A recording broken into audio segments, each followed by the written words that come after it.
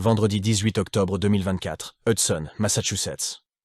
Allison dévala l'escalier, son poing encore serré autour de son téléphone. Elle se dirigea droit vers Sophia et Jonas qu'elle interrompit sans scrupule. « J'ai mis les poings sur les i avec Alex.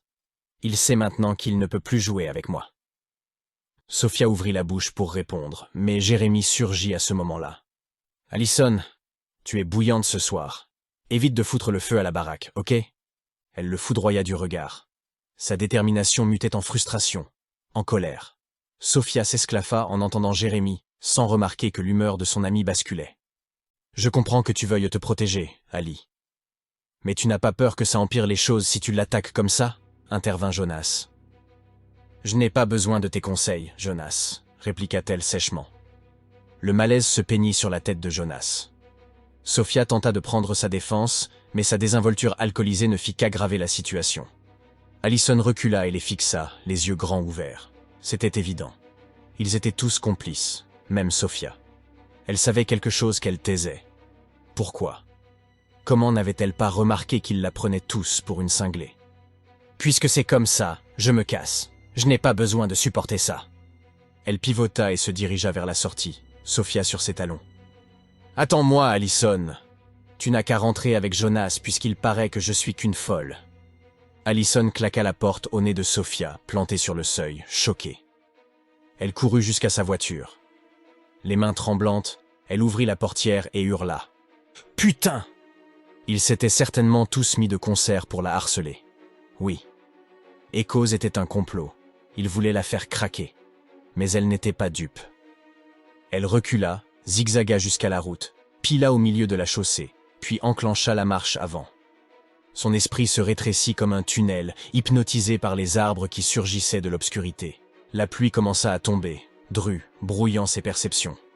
Pied au plancher, la voiture bondit et Allison se laissa tomber sur Sawyer Hills Road. À la sortie d'un virage, le volant commença à trembler. Le moteur réagissait à la pédale par saccades. Reprenant conscience de son environnement, elle réalisa que le véhicule était sur le point de s'arrêter. Elle eut juste le temps de l'immobiliser sur une petite place de gravier. Une maison abandonnée, probablement un local de maintenance, bordait l'endroit, illuminé par un unique lampadaire. Elle frappa rageusement le tableau de bord du plat de la main. Le monde entier était donc contre elle. Elle essaya de rallumer la voiture, encore et encore. Finalement, elle capitula, ferma les yeux et expira en douceur. Son esprit s'éclaira. Bon, elle pouvait toujours appeler Sophia et Jonas. Un petit sourire, des excuses, et ils viendraient la chercher.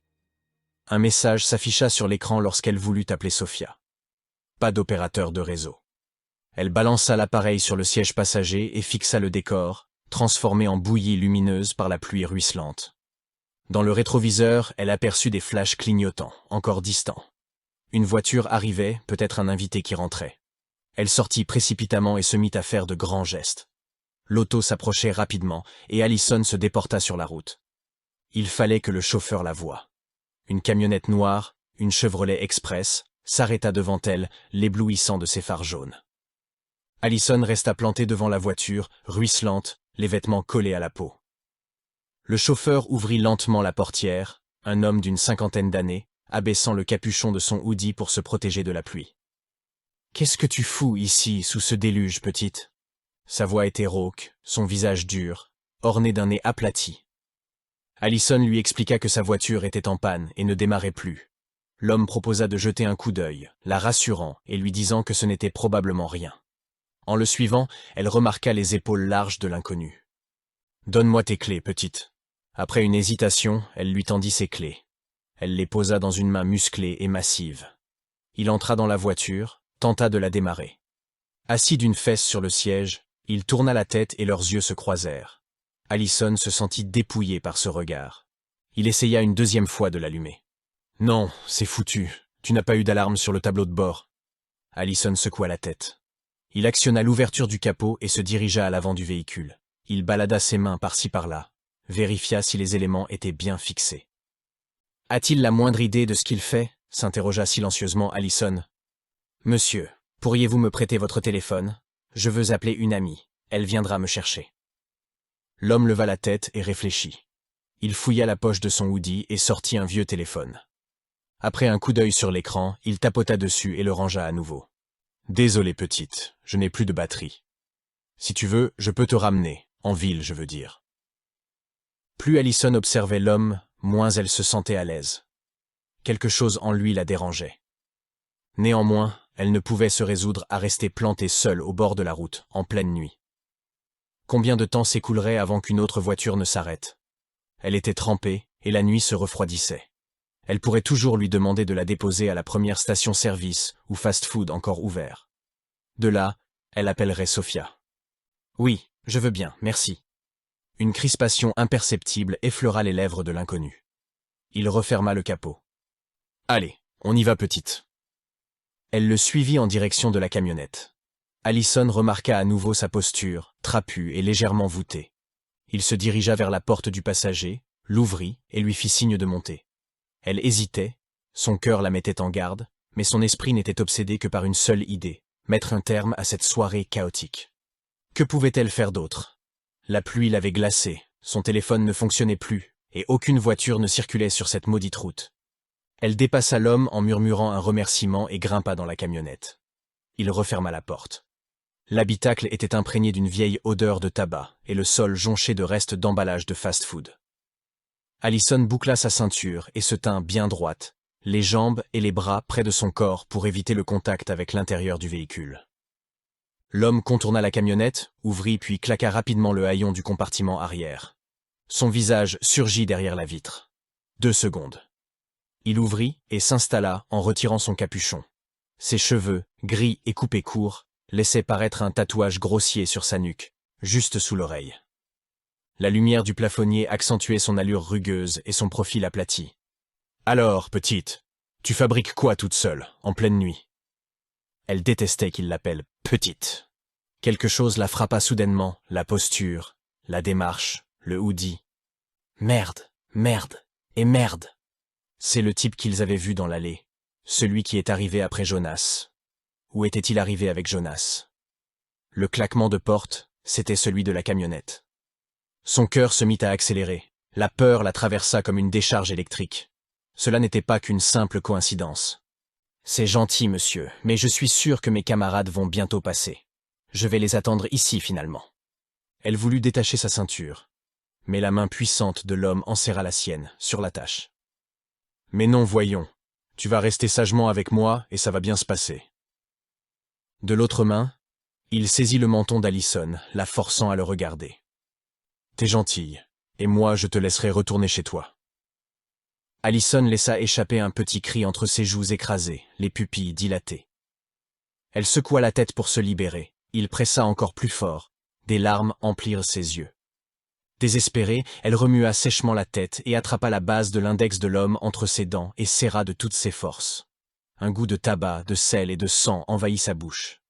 La peur se transforma en fureur et elle mordit le doigt comme un chien enragé. Il hurla et la gifla violemment. « Sale petite pute !» Le coup sonna Allison qui tenta d'ouvrir la porte. Agrippant la poignée, elle la poussa violemment, sans succès. Elle était bloquée de l'intérieur. Il retira sa main en grognant de douleur, une lueur mauvaise dans les yeux. « Je vais m'occuper de toi, ma jolie. » Il sortit et contourna le véhicule pour ouvrir brusquement la portière d'Allison, la saisissant par le col. « Tu vas aller te calmer dans le coffre et ensuite tu feras bien tout ce que je te dis. » Sa main était comme un étau qui écrasait les vertèbres de la jeune fille. Pivotant sur son siège, Allison commença à envoyer des coups de pied dans le torse de l'homme qui tentait de la sortir du véhicule. Il se rendit compte que la ceinture d'Allison était toujours attachée. Il jura, et bloquant sa tête sur l'appui-tête avec son avant-bras, il se pencha pour défaire l'attache. À moitié étranglée, elle se débattit comme une furie. Par chance, son genou atteignit le menton de son attaquant alors qu'il se penchait par-dessus elle pour atteindre la ceinture. La violence du choc le fit se redresser brusquement et il se cogna le crâne sur le cadre de la portière. Allison se servit de ce court moment de répit pour repousser l'homme de ses 2 jambes. Il trébucha en arrière et s'affala sur ses fesses en jurant de rage. Tremblante, elle décrocha la ceinture, passa à 4 pattes par-dessus la console centrale et plongea dehors par la porte du conducteur. Elle s'écrasa par terre dans la boue et les graviers. Elle se releva précipitamment et courut le plus vite qu'elle put, à travers la route et dans la forêt. Derrière elle, l'homme se redressait en pestant. Il la regarda disparaître dans l'obscurité avant de fouiller dans la boîte à gants pour en sortir une lampe torche. Il se mit en marche dans sa direction. La lumière du lampadaire s'estompait et Allison avançait désormais à tâtons dans la forêt plongée dans le noir. Elle avait l'impression de revivre son dernier cauchemar lorsqu'elle s'enfonçait dans la masse de nouilles grouillantes. Elle était seule et elle savait que personne ne viendrait à son secours. Autour d'elle, des branches surgissaient de l'obscurité, battaient et griffaient son corps. Partout, de l'eau et de la boue. Ses pieds glissaient et elle finit par se retrouver à quatre pattes. Surtout ne pas s'arrêter, partir loin. Il ne pouvait pas la suivre longtemps dans cet enfer. Son cœur écrasait sa poitrine et le souffle lui manquait. Elle se retourna et aperçut de légers éclairs de lumière, un faisceau balayant la forêt, projetant des ombres mouvantes. Elle n'entendait rien d'autre que la pluie, sa respiration haletante et des grognements qui s'échappaient de sa gorge. Un coup d'œil jeté en arrière lui donna l'impression que l'éclat se rapprochait. Allison réalisa avec désespoir que son poursuivant avançait beaucoup plus facilement qu'elle. Elle décida de changer d'orientation, tourna vers la droite et redoubla d'efforts. S'il était capable de suivre ses traces, alors elle était perdue. Il n'y avait plus de temps, plus de direction, seulement une lutte continue, éreintante. Dans cette noirceur humide, même la menace qui la traquait était devenue abstraite. Ses poumons brûlaient. Ses dernières forces la quittaient après cette fuite éperdue. Elle discerna un gros arbre, une colonne d'ombre profonde qui s'élevait. Elle rampa pour le contourner et s'assit, le dos appuyé contre le tronc, les jambes recroquevillées contre son torse. Elle tremblait de froid. Elle sentait la terre, mélangée à la pluie, qui coulait sur son visage, s'insinuant dans sa bouche. Le claquement de ses dents faisait crisser les grains de sable. La tête posée sur les genoux, elle attendit. Perdue au fond de ce puits sombre, un sentiment d'absolue solitude la submergea. L'averse cessa et la lune fit son apparition entre les nuages qui se dispersaient. La forêt était à présent plongée dans le silence. Allison ne savait pas depuis combien de temps elle se tenait cachée, peut-être 1 heure, ou alors 2. Rien ne bougeait. Le sol distillait un parfum de terre mouillée, de bois et de feuilles humides. Devant elle, à une dizaine de mètres seulement, elle apercevait l'orée des bois, les derniers arbres découpés par la lumière sélène. Longtemps, elle resta immobile. L'homme avait dû abandonner la chasse. Il n'avait pas pu la retrouver dans ces conditions. Elle se leva et marcha prudemment, faisant le moins de bruit possible. Arrivée à la lisière, à l'abri dans l'ombre d'un chêne, elle observa l'espace. Une grande zone plate, comme un terrain vague. Au fond, à une 50aine de mètres, de hauts tas de terre ou de gravier s'élevaient. Derrière, se profilant en une masse sombre devant le ciel, une colline dont la tranche avait été découpée. Un peu plus loin, quelques bâtisses et hangars surgissaient, faiblement éclairés par des veilleuses accrochées au-dessus des portes. Allison réalisa qu'elle avait traversé la forêt jusqu'à la carrière Bonestones. Si elle pouvait atteindre les bâtiments, elle trouverait peut-être de quoi appeler à l'aide. Elle craignait pourtant de parcourir cette étendue à découvert. Elle serait facilement repérable. Immobile et discrète, elle se mit à fouiller des yeux la carrière et les alentours pour découvrir une trace de son poursuivant. Elle ne vit rien, pas le moindre indice. L'aube se dessinait en une fine ligne de clarté sur la crête de la colline. Il devait être au moins 5 heures du matin. Elle avait complètement perdu la notion du temps. Elle était restée cachée une bonne partie de la nuit. Il n'était probablement plus là. Il avait dû abandonner la poursuite. Elle s'élança en courant en direction des bâtiments. Son corps cria de douleur. Le mélange des éraflures et courbatures lui rappela l'enfer qu'elle avait vécu. Arrivée près des bureaux, elle se retourna pour savoir si elle était suivie. Tout semblait calme. Elle essaya d'ouvrir la première porte, fermée. Elle fit le tour, l'entrée arrière était aussi verrouillée. Elle se dirigea alors vers les hangars. Les vantaux n'étaient pas complètement clos et une ouverture d'1 mètre les séparait. Elle s'y glissa, l'endroit était plongé dans l'obscurité. À tâtons, elle finit par trouver un interrupteur et alluma une lumière au-dessus d'un petit bureau jonché d'outils. Sur le meuble, un vieux téléphone filaire trônait, tout crasseux.